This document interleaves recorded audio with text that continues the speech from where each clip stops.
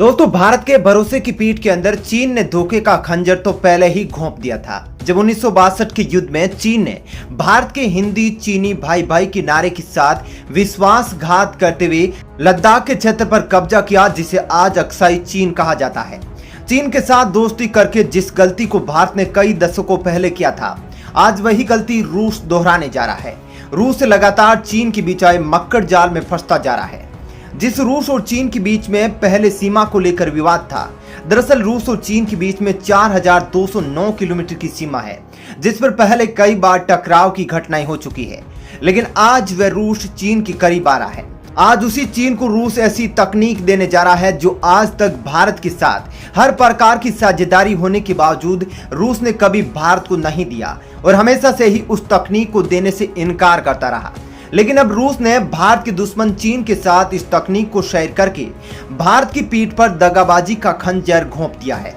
दरअसल दोस्तों, आज तक रूस ने कभी भी किसी भी देश को सबमरीन तकनीक नहीं दी। वेबसाइट एशिया टाइम्स में छपे एक विश्लेषण के मुताबिक रूस की परमाणु पनडुब्बी तकनीक को दुनिया की सर्वोत्तम तकनीकों में गिना जाता है। इस मामले में चीन उसकी बराबरी पर कहीं भी नहीं दिख रहा, इसलिए अब तक रूस इस टेक्नोलॉजी को किसी और देश को देने से गुरेज करता आ रहा है। हालांकि 1987 में तत्कालीन सोवियत संघ ने भारत को परमाणु क्षमता वाली पनडुब्बियां जरूर दी थी, लेकिन उसने इसकी टेक्नोलॉजी ट्रांसफर नहीं की थी और इस पनडुब्बी को भारत को लीज पर इस्तेमाल के लिए दिया था। लेकिन दोस्तों, रूस ने अब इस तकनीक को दुनिया को देने के लिए अपने दरवाजे खोल दिए हैं। रूस के इस ऐलान के बाद इस तकनीक की खरीदारों की कोई कमी नहीं रहेगी, जिसमें चीन सबसे आगे की पंक्ति में खड़ा है। वहीं रूस के इस ऐलान के बाद परमाणु हथियारों का एक नया बाजार तैयार हो रहा है। दरअसल दोस्तों, जानकारों के मुताबिक ऑकस संगठन, जिसमें ब्रिटेन और अमेरिका ऑस्ट्रेलिया के साथ परमाणु सबमरीन तकनीक को शेयर करने जा रहे हैं,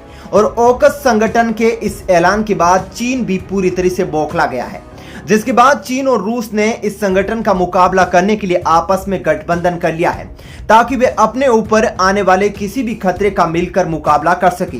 वहीं रूस को भी इस बात का डर है कि जिस प्रकार से अमेरिका रूस के खिलाफ खिचड़ी पका रहा है और चीन को भी नजरअंदाज कर रहा है, इसलिए अब ये दोनों देश मिलकर मुकाबले की तैयारी कर रहे हैं। वहीं दोस्तों, रूस के इस ऐलान का कारण एक यह भी है कि रूस ये जानता है कि अगर ऑस्ट्रेलिया के पास यह तकनीक जाती है तो वे रूस के आसपास साइबेरिया के इलाके में अपनी निगरानी को बढ़ा सकता है और उस पर हमले की संभावना और उसकी गतिविधियों की निगरानी कर सकता है,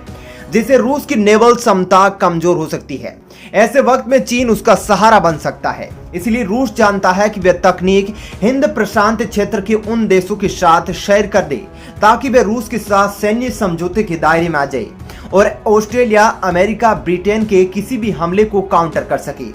वहीं रूस और चीन के साथ इस डील का एक कारण भारत और फ्रांस के बीच में होने वाली न्यूक्लियर डील भी है, जिसके बाद रूस ने ऐलान किया है कि वो अपनी न्यूक्लियर सबमरीन तकनीक को बेच रहा है। जो भी हिंद प्रशांत क्षेत्र के इच्छुक देश है वो इसको खरीद सकते हैं, जिसमें रूस ने चीन को सबसे पहले चुना है। दोस्तों, रूस अब वे ऐतिहासिक गलती करने जा रहा है जो दुनिया के कई देशों के प्रति एक नए खतरे को जन्म देगी, क्योंकि अगर यह तकनीक चीन के पास जाती है तो चीन समुद्र के अंदर अपनी दहशतगर्दी को बढ़ा सकता है और समुद्री सीमा से लगते देशों को आंख दिखा सकता है। आज तक जिस रूस ने भारत के इतने बड़े साझेदार होने के बावजूद इस तकनीक को भारत के साथ शेयर नहीं किया, आज वह तकनीक रूस अब भारत के सबसे बड़े दुश्मन चीन के साथ शेयर करने जा रहा है, जिसके बाद जानकारों के मुताबिक रूस और चीन आगे चलकर समुद्री गठबंधन बना सकते हैं, ताकि वो ओकुस की साझा सैनिक ताकत का मुकाबला कर सके। हालांकि दोनों देशों के बीच सैन्य संबंध पहले से ही मजबूत हो रहे हैं, इसलिए ऐसी संभावना कोई